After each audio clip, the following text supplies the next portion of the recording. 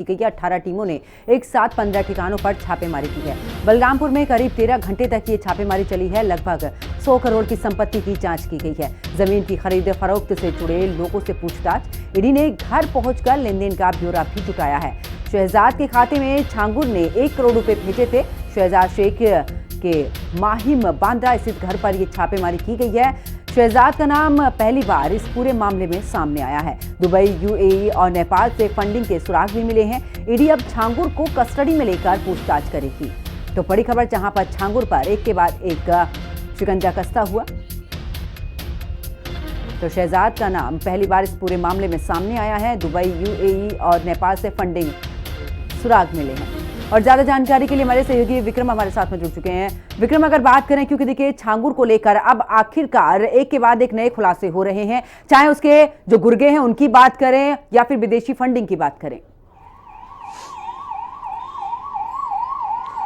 देखिए, बिल्कुल साफ तौर पर जिस तरीके से अभी तक की जो महिलाओं के शोषण की बात की जाए या छांगुर के धर्मांतरण मामले को लेकर जाए, लगातार अलग अलग पुलिस की टीमें जो हैं वो अलग अलग जगहों पर छापेमारी कर रही थी, जांच कर रही थी, पूछताछ चल रही थी।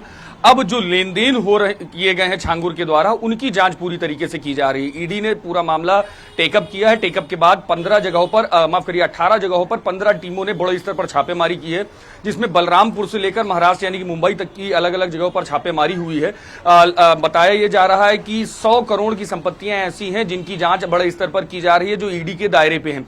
चाहे वो जमीन की बात कर ली जाए या पैसों की बात कर ली जाए या फॉरेन फंडिंग की बात कर ली जाए या छांगुर के द्वारा जो अलग अलग अकाउंट्स में जो पैसे ट्रांसफर किए गए उनकी बात की जाए, उन सभी को अलग अलग जगहों पर ट्रेस करने का काम ईडी अपने स्तर से कर रही है। और बताया यह भी जा रहा है कि कई ऐसी चीजें निकलकर सामने आई हैं जिसमें कि लेन देन पूरी तरीके से असंवैधानिक पाया जा रहा है, पूरी तरीके से गलत पाया गया है। और उसी के आधार पर अब ईडी भी छांगुर की रिमांड लेगी। अभी हाल फिलहाल जिस तरीके से एसटीएफ जो है पूछताछ कर रही थी, पूछताछ में अभी तक की एसटीएफ की रिमांड में छांगुर है। अब ईडी भी छांगुर को रिमांड पे ले सकती है और उसके बाद छांगुर से पूछताछ होगी। अभी तक की जो महाराष्ट्र का, जो मुंबई का जो कनेक्शन निकला है, जिसका नाम शहजाद बताया जा रहा है, शहजाद के अकाउंट में छांगुर ने 1 करोड़ रुपए ट्रांसफर किए थे। तो वो 1 करोड़ रुपए क्यों ट्रांसफर किए गए थे, शहजाद का क्या लिंक है छांगुर से, इन सभी चीजों की जांच के लिए भी पुलिस को पूरी डिटेल ईडी सौंपेगी। और उसके बाद पुलिस भी अलग अलग जगहों पर अब छापेमारी करके इसकी जांच करेगी कि शहजाद और छांगुर के क्या रिलेशन थे, क्यों 1 करोड़ रुपए छांगुर ने शहजाद को भेजे थे।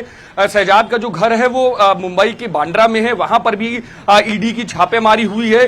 बलरामपुर की अगर बात करी जाए तो लगभग 13 घंटे की छापेमारी पूरे बलरामपुर में अलग अलग जगहों पर ईडी ने की है, जिसमें कई ऐसे दस्तावेज मिले हैं जिनमें कि जो संपत्तियों के लेन देन है और जो फंड ट्रांसफर का मामला है उसमें कई अनियमितताएं पाई गई हैं। और उसी के आधार पर ईडी भी छांगुर को रिमांड में लेकर पूछताछ करेगी। जी बिल्कुल विक्रम, और देखिए कोई मुंबई ही नहीं, क्योंकि आपने भी बलरामपुर का जिक्र किया, एक और गिरफ्तारी हुई है। और ऐसे में देखिए टारगेट फिट किया हुआ था, यानी कि आप किसी एक व्यक्ति को फंसाएंगे तो ऐसे में आपको 10,000 रुपए देंगे, जो कि अभी तक जानकारी निकलकर सामने आई। ऐसे तमाम गुर्गे हैं जो कि पूरी इस सियासत में, इसके साथ में पूरी तरीके से संलिप्त हैं, और ऐसे में उन सभी के पास तक पहुंचना भी एक बड़ा टारगेट है।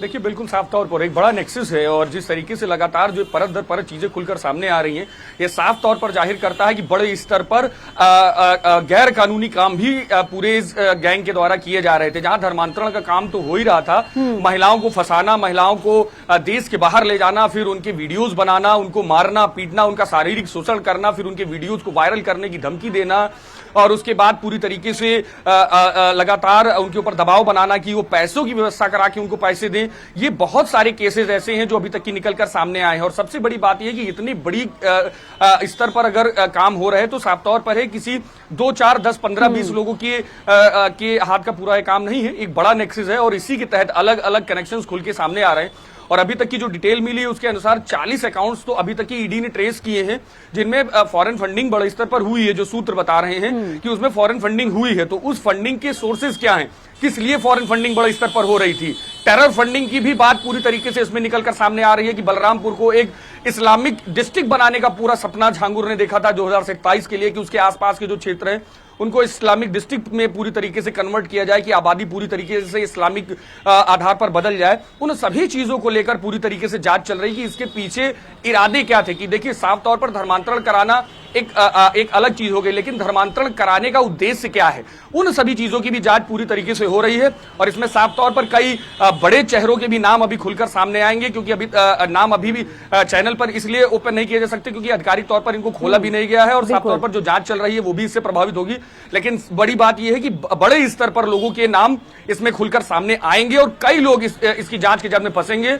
मुख्यमंत्री योगी आदित्यनाथ ने भी स्टैंड पूरी तरीके से क्लियर किया, कोई कितना भी रसूखदार आदमी क्यों ना हो, जो इसमें जांच की जद में आता है उसको पूरी तरीके से पूछताछ की जाएगी और जो दोषी पाया जाएगा उसके खिलाफ कड़ी कार्रवाई होगी। बिल्कुल, बहुत बहुत शुक्रिया विक्रम हमारे साथ जुड़ने